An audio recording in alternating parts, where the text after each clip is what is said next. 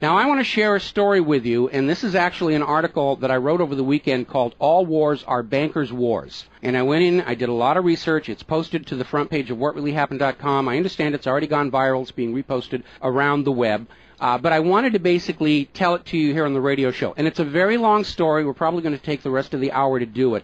But it's something that you need to understand, that all of these wars and assassinations that we're told are crazed lone nut assassins or weapons of mass destruction or bringing democracy, all of them track back to the private central bankers as the initiating event. And the more you study this, the more you will realize all the wars are wars for the bankers, for the private central bankers. And I know a lot of people are going to have difficulty comprehending this, just how many of these wars we have fought as a nation were fought for no other purpose than to force private central banks onto nations that did not want them. So we're going to have a few examples so you understand why at this particular time in history the United States government is mired in so many wars against so many foreign nations. And there's plenty of precedents for this. Now, going back to the beginning, the United States fought the American Revolution primarily over King George III's Currency Act, which forced the colonists to abandon their own government-issued currencies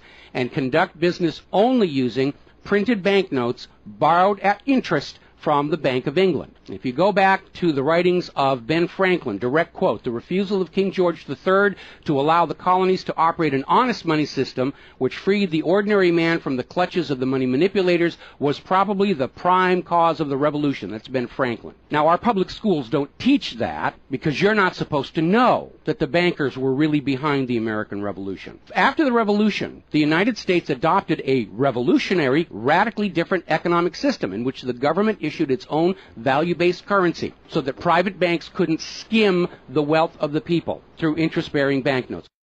So the American Revolution was fought primarily to free the American people from King George III's Currency Act, which ordered them to conduct all business using printed banknotes borrowed at interest from the Bank of England. So the Bank of England was just, raking in wealth from the labor of the American people in exchange for ink and paper. And that fueled the anger that led to the American Revolution. Your public schools don't spend a lot of time on that, but that was really what it was all about. So the revolution was over, the United States was born, but the private bankers are nothing if not dedicated to their schemes to acquire other people's wealth, and they knew full well how easy it is to corrupt a nation's leaders. Now, just 1 year after Mayer Amschel Rothschild had uttered his infamous, "Let me issue and control the nation's money, and I care not who makes the laws," private bankers succeeded in setting up a new private central bank called the First Bank of the United States, largely through the efforts of the Rothschilds' chief supporter in the United States, Alexander Hamilton. Now, this First Bank of the United States was founded in 1791, and by the end of its 20-year charter, the First Bank of the United States had almost ruined the nation's economy while enriching the bank's owners.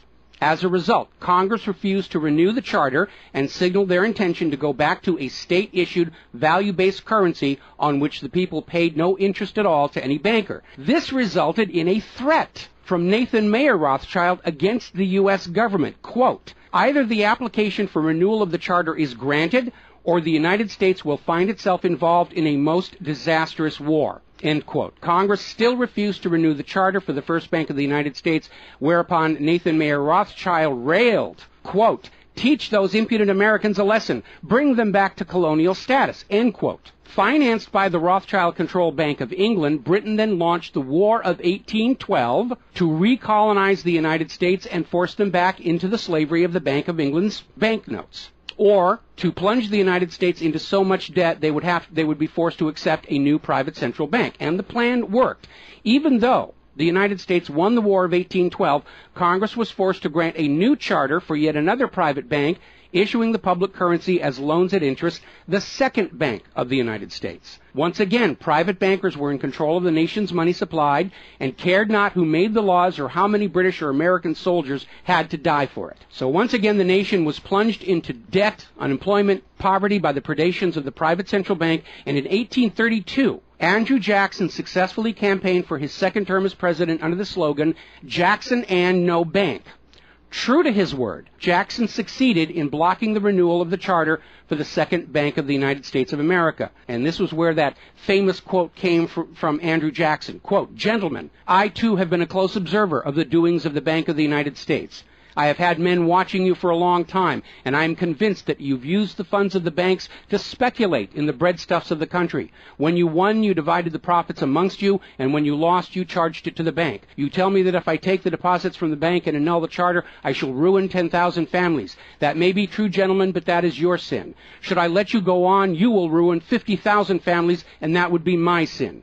You are a den of vipers and thieves. I've determined to rout you out, and by the eternal God, I will rout you out. End quote. Andrew Jackson. Shortly after the charter for the Second Bank of the United States expired, there was an assassination attempt on Andrew Jackson, and it failed when both pistols used by the assassin, Richard Lawrence, failed to fire. Later on, Lawrence explained the motive for the assassination by saying that with President Jackson dead, money would be more plenty. So it was an assassination motivated by the interests of the bankers.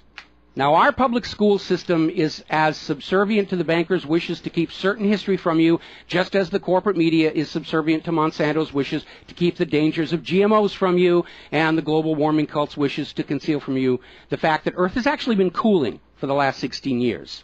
So it should probably be no surprise that the financial dimension of the Civil War are not well known to the average American. It's portrayed in our history books and our popular media as an internal dispute over slavery, but in fact it was a war with global implications.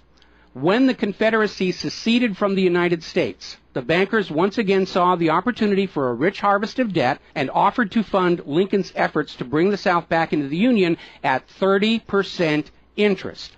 Lincoln remarked that he would not free the black man by enslaving the white man to the bankers, and using his authority as president, issued a new government currency, the greenback. This was a direct threat to the wealth and power of the central bankers, who quickly responded. This is a quote from the London Times following Lincoln's issuance of the greenbacks. Quote, "If this mischievous financial policy, which has its origin in North America, shall become indurated down to a fixture, then that government will furnish its own money without cost. It will pay off debts and be without debt. It will have all the money necessary to carry on its commerce. It will become prosperous without precedent in the history of the world. The brains and wealth of all countries will go to North America. That country must be destroyed, or it will destroy every monarchy on the globe." So, goaded by the private bankers, much of Europe supported the Confederacy against the Union, with the expectation that victory over Lincoln would mean the end of the greenback. France and Britain seriously considered an outright invasion on the United States in support of the Confederacy, but they were held at bay by Russia. A little bit of history most Americans don't understand. Russia came to the aid of Lincoln's Union during this crisis. Now, at that time, Russia had just ended their serfdom system, and they had a state central bank similar to the system the United States had been founded on. Now, free of European intervention, the Union won the war, and Lincoln announced his intention to go on issuing the greenbacks. Following Lincoln's assassination, the greenbacks were pulled from circulation, and the American people forced to go back to an economy based on banknotes borrowed at interest from the private bankers. So finally, in 1913, the private central bankers of Europe, in particular the Rothschilds of Great Britain, the Warburgs of Germany, met with their American financial collaborators on Jekyll Island, Georgia, to form a new banking cartel with the express purpose of forming the Third Bank of the United States, with the aim of placing complete control of the United States money supply once again under the control of private bankers. Owing to hostility over the previous banks of the United States, the name of this third bank was changed to the Federal Reserve in order to grant the new bank a quasi-governmental image. But in fact, it is a privately owned bank. It's no more federal than Federal Express. In fact, last year, the Federal Reserve successfully rebuffed a Freedom of Information lawsuit by Bloomberg News on the grounds that as a private banking corporation, and not actually a part of the U.S. government, the Freedom of Information Act did not apply to the operators of the Federal Reserve. So 1913 proved to be a transformative year for the nation's economy. First, with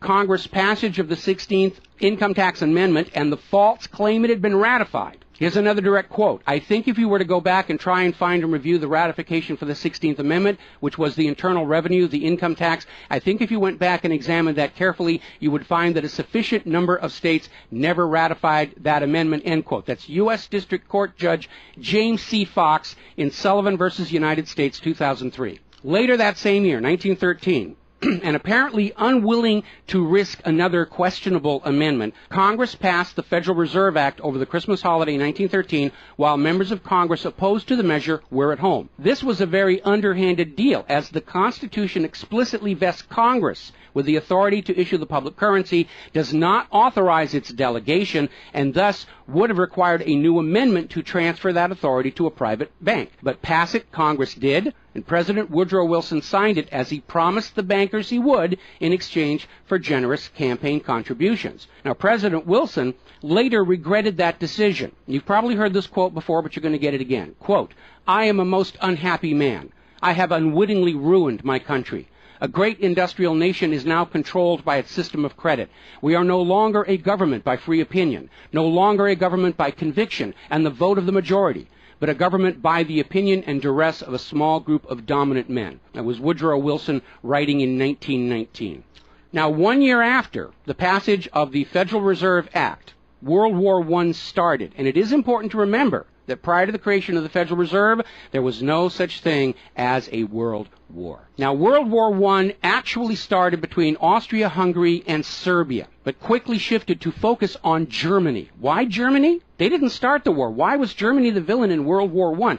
Well, the real reason was their industrial capacity was seen as an economic threat to Great Britain. Great Britain's pound was already in decline at the time because too much economic emphasis was on banking and finance, and not enough was on agricultural development, industrial development, and infrastructure. It's very much like the situation we have in the United States right now. All the financial operatives, they want to play the Wall Street games, and other parts of the economy are being neglected. We've lost a great deal of our manufacturing.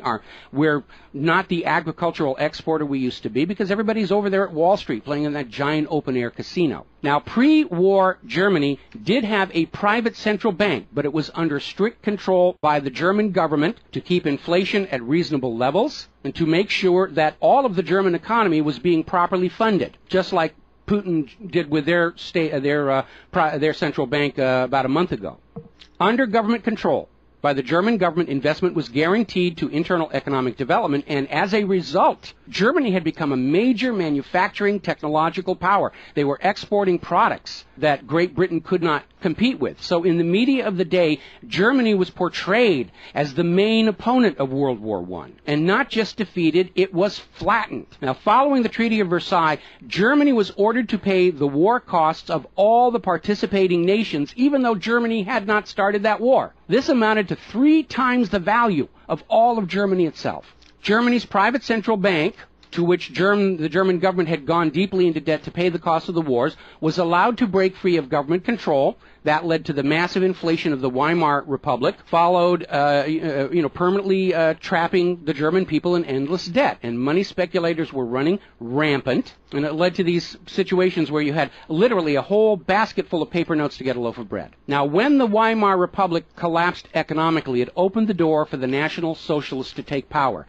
Their first financial move was to issue their own state currency, which was not borrowed from private central banks. It was based on a unit of value, not a unit of debt. Freed from having to pay interest on the money in circulation, Germany blossomed and quickly began to rebuild its industry. It was an amazing transformation to see. The media called it the German miracle. Time magazine lionized Hitler for the amazing improvement of life for the German people and the explosion of German industry, and they even named him Time magazine's Man of the Year in 1938. And then once again, Germany's prosperity and freedom from a private central bank loaning the public currency at interest became a threat to other nations and other powers. I have a couple of quotes here from Winston Churchill that tells you what was really going through the minds of Europe in the years leading up to World War II. Quote, "Should Germany merchandise again," which means do business, "should Germany merchandise again in the next 50 years, we have led this war, World War I, in vain." That was Winston Churchill writing in the Times in 1919. Another quote, "We will force this war upon Hitler if he wants it or not," end quote. Winston Churchill in a 1936 radio broadcast. Quote, "Germany becomes too powerful. We have to crush it," end quote. Winston Churchill in November 1936 speaking to U.S. General Robert Wood. Quote, "This war is an English war, and its goal is the destruction of Germany." Winston Churchill, autumn 1939 broadcast. So it was all about economics and profitability. Now, Germany's state-issued value-based currency was also a direct threat to the wealth and power of the private central banks around the world. And as early as 1933, they started to organize a global boycott against Germany to strangle this upstart ruler who thought he could run his nation without a private central bank. Now, as had been the case in World War I, Great Britain and other nations threatened by Germany's economic power looked for an excuse to go to war. And as public anger in Germany grew over the boycott, Hitler foolishly gave them that excuse. Years later, in a spirit of candor, the real reasons for the war were made clear. Quote, "The war wasn't only about abolishing fascism, but to conquer sales markets.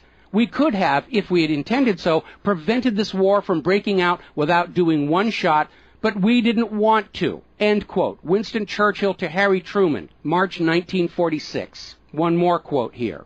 Quote, "Germany's unforgivable crime before World War II was its attempt to loosen its economy out of the world trade system and to build up an independent exchange system from which the world finance couldn't profit anymore. We butchered the wrong pig." End quote. Winston Churchill writing in his book, The Second World War.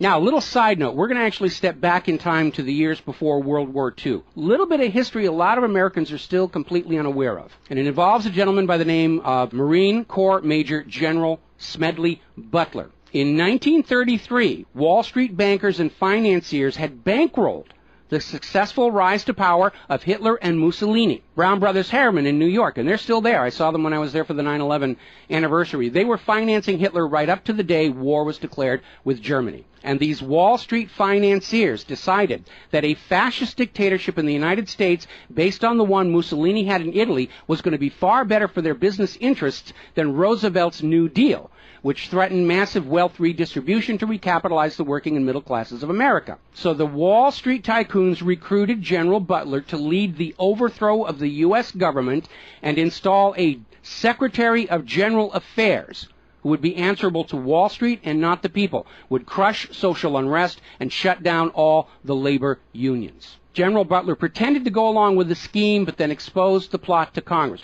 So they recruited Marine Corps Major General Smedley Butler to lead this coup d'etat, because Butler was very popular with the soldiers, and his image as part of this move would help convince the military this was the right thing to do. Now, to his credit, Major General Smedley Butler, remembering his oath to the Constitution, pretended to go along with the scheme, but then exposed the plot to the United States Congress. Congress, then as now in the pocket of Wall Street bankers, refused to act. When Roosevelt learned of the planned coup, he demanded the arrest of the plotters, but the plotters simply reminded Roosevelt that if any one of them were sent to prison, their friends on Wall Street would deliberately collapse the still fragile U.S. economy and blame Roosevelt for it. So Roosevelt was unable to do anything about this attempted coup d'etat until the start of World War II, at which time he prosecuted many of the plotters under the Trading with the Enemy Act. Now, mostly it was glossed over, it was just a rumor, unfounded, it's wacko conspiracy theory, but in 1967, the congressional minutes of Smedley Butler's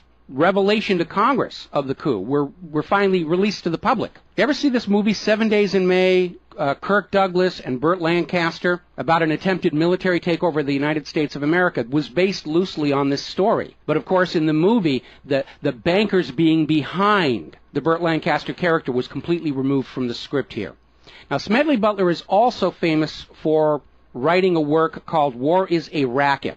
And I would like to read you a quote from that. Quote, "I spent 33 years and 4 months in active military service as a member of our country's most agile military force, the Marine Corps. I served in all commissioned ranks from second lieutenant to major general. And during that period, I spent more of my time being a high-class muscle man for big business, for Wall Street, and for the bankers. In short, I was a racketeer, a gangster for capitalism. I suspected I was just part of a racket at the time. Now I'm sure of it. Like all members of the military profession, I never had an original thought until after I left the service. My mental faculties remained in suspended animation while I obeyed the orders of the higher-ups. This is typical with everyone in the military service. Thus, I helped make Mexico and especially Tampico safe for American oil interests in 1914. I helped make Haiti and Cuba a decent place for the National City Bank boys to collect revenues in. I helped in the raping of half a dozen Central American republics for the benefit of Wall Street. The record of racketeering is long. I helped purify Nicaragua for the international banking house of Brown Brothers in 1909 through 1912. I brought light to the Dominican Republic for American sugar interests in 1916. In China in 1927, I helped see to it that the Standard Oil went its way unmolested. During those years, I had, as the boys in the back room would say, a swell racket. I was rewarded with honors, medals, and promotion. Looking back on it, I feel I might have given Al Capone a few hints. The best he could do was operate his racket in 3 city districts. I operated on 3 continents. General Smedley Butler, former U.S. Marine Corps Commandant, and he wrote that in 1935. Now moving forward here. As president, John Fitzgerald Kennedy understood the predatory nature of private central banking. He understood why Andrew Jackson fought so hard to end the Second Bank of the United States. So Kennedy wrote and signed Executive Order 11110, which ordered the U.S. Treasury to issue a new public currency called the United States Note. Now, Kennedy's United States notes were not borrowed from the Federal Reserve. They were created by the U.S. government and backed by the silver stockpiles held by the U.S. government. It represented a return to the system of economics the United States had been founded on, and it was perfectly legal for Kennedy to do so under the Constitution. All told, some $4.5 billion went into the public circulation, which eroded interest payments to the Federal Reserve and loosened their control over the nation. 5 months after signing Executive Order 11110, John F. Kennedy was assassinated in Dallas, Texas, and the United States notes pulled from circulation and destroyed.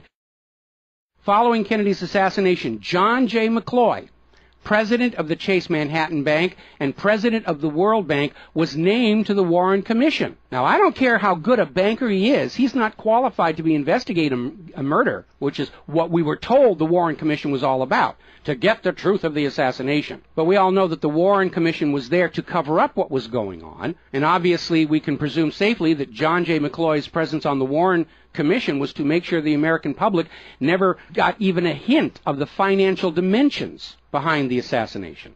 So, as we enter the 11th year of what I am certain future history will most certainly describe as World War III, we need to examine the financial dimensions behind all these wars. Why are we here? Why are our children being killed and crippled? Is this another war for the profit of the private central bankers? And the answer is yes.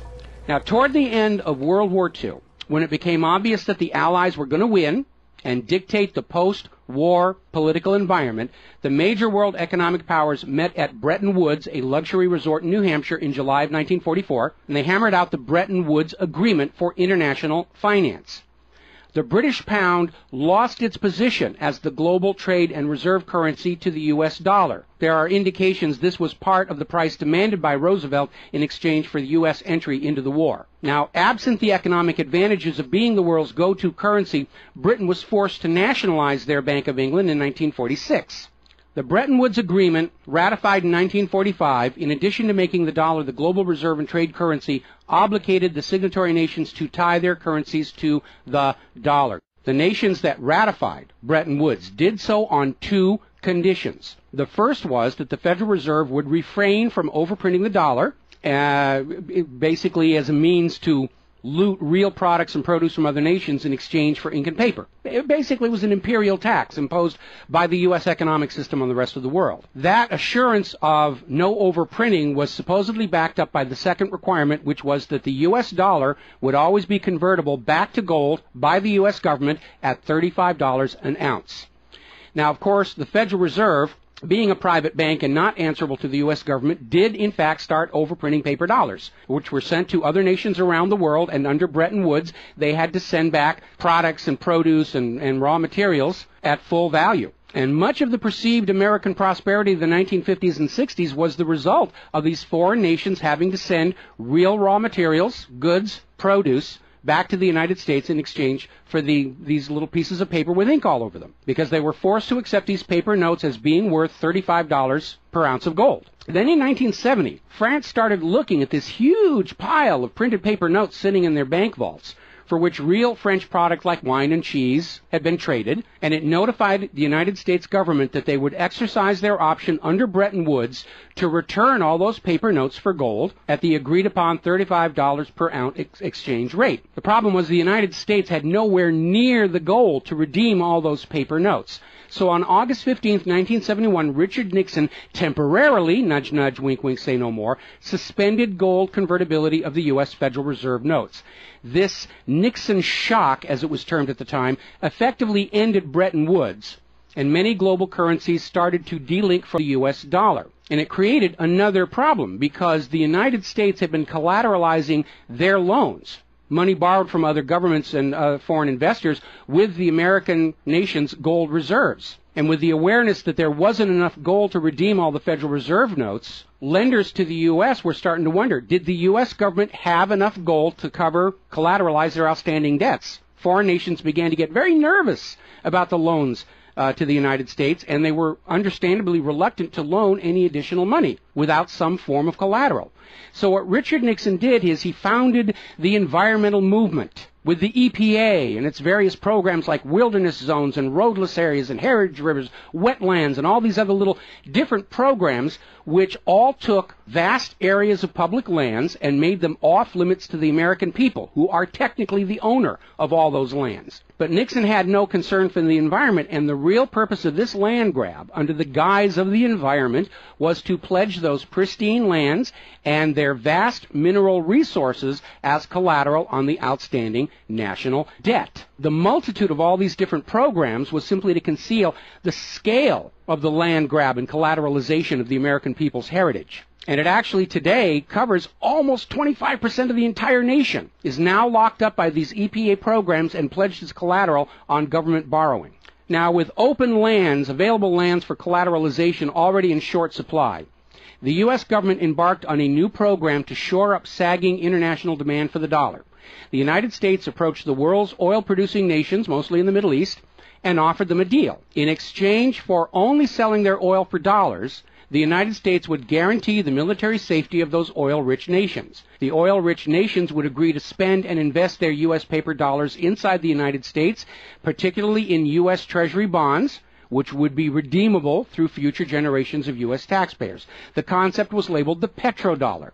In effect, the United States, no longer able to back the dollar with gold, was now backing it with oil, other people's oil. And that necessity to keep control over those oil nations to prop up the dollar has dominated America's foreign policy in the region ever since. But as America's manufacturing and agriculture has declined, the oil-producing nations faced a dilemma. Like France, they've got piles and piles of these paper notes and treasury bonds piling up in their vaults, and there really wasn't all that much except real estate they wanted to buy from the United States of America. Europe's cars and aircraft were superior and less costly. In more recent times, America's experiment with GMO food crops has led a lot of nations to simply avoid buying U.S. agricultural exports. Israel's constant belligerence against its neighbors has caused the oil-producing nations to wonder if the U.S. could actually keep their end of the petrodollar arrangement. So oil-producing nations started to talk of selling their oil for whatever currency the purchasers wanted to pay. Iraq, already somewhat hostile to the United States following Desert Storm, demanded the right to sell their oil for euros in 2000. In 2002, the United Nations agreed that Iraq had a right to sell their oil for euros under the Oil for Food program. 1 year later, 2003, the United States reinvaded Iraq, lynched Saddam Hussein, and placed Iraq's oil back on the world market, only available for U.S. dollars.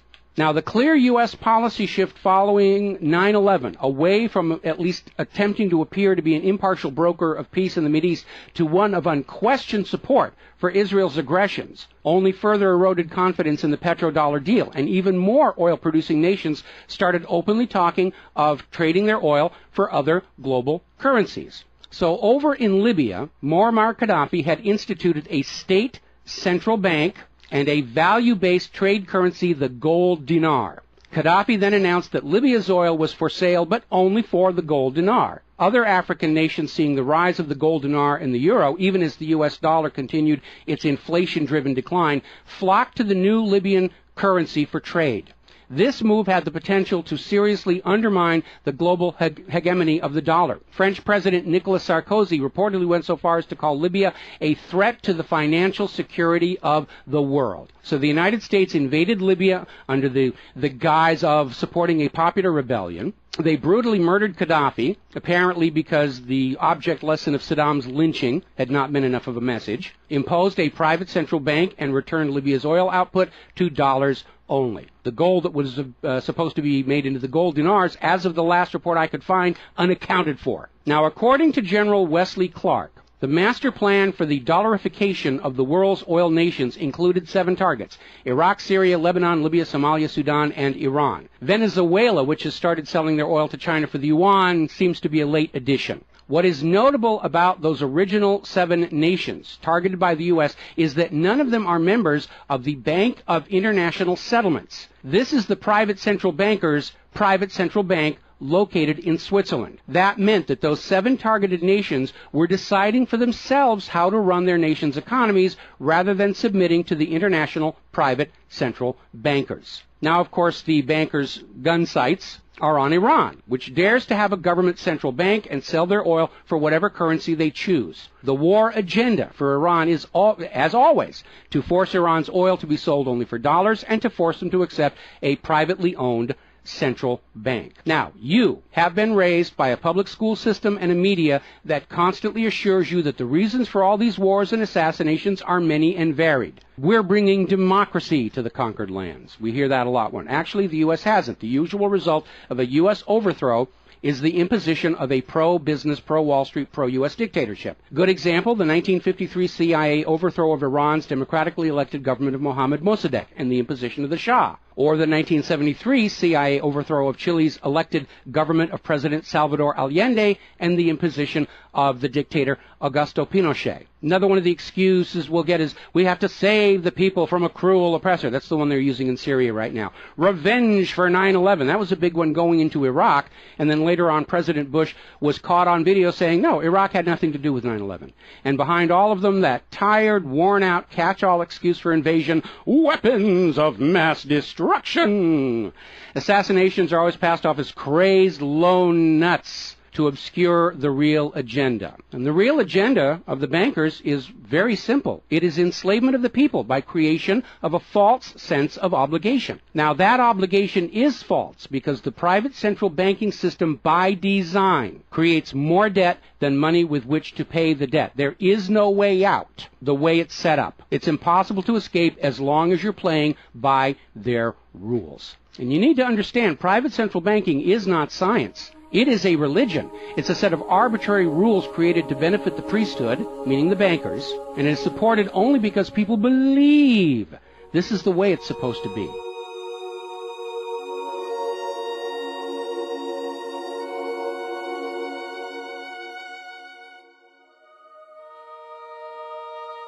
It is a religion.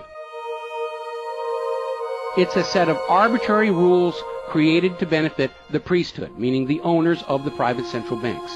The fraud persists with often lethal results only because the people are brainwashed into believing that this is the way life is supposed to be, and no alternative exists or should even be dreamt of.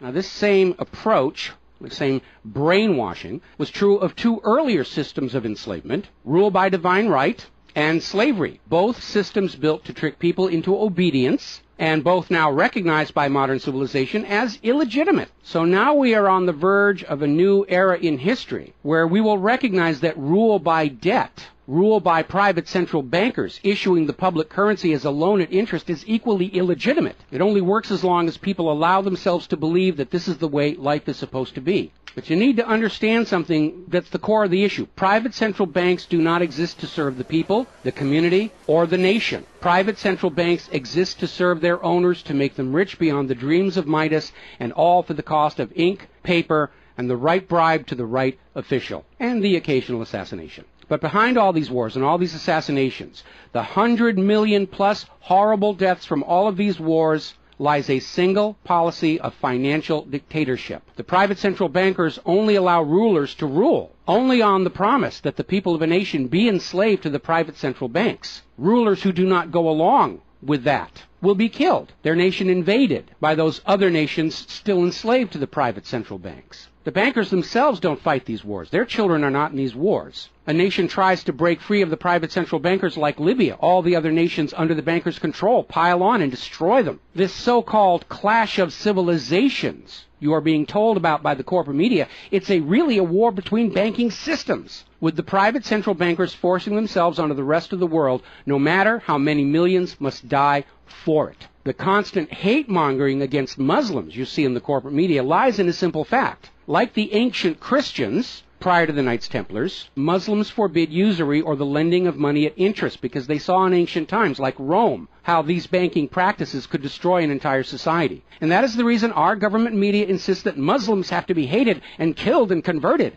They refuse to submit to currencies loaned at interest. They refuse to be debt slaves. That makes them a threat to the natural order of the world, the new world order of global fascist dictatorship. So, off to war your children must go to spill their blood for the money junkies' gold. We barely survived the last 2 world wars. Now we're going into the third one in the nuclear bioweapon age. That is very dangerous. We have to ask ourselves, are the private central bankers willing to risk incinerating the whole planet to feed their greed? Apparently so. You as parents, as siblings, as spouses, need to ask yourself, do you really want to see your loved ones in uniform, killed and crippled, all for a bank balance sheet? But the whole point of this article, the whole point of what I'm sharing with you today, and this is all history, you can go out and hunt it down for yourself. Behind all the flag waving, behind all the propaganda, behind the crazed lone nut assassins, weapons of mass destruction, all of the modern wars this nation have fought are wars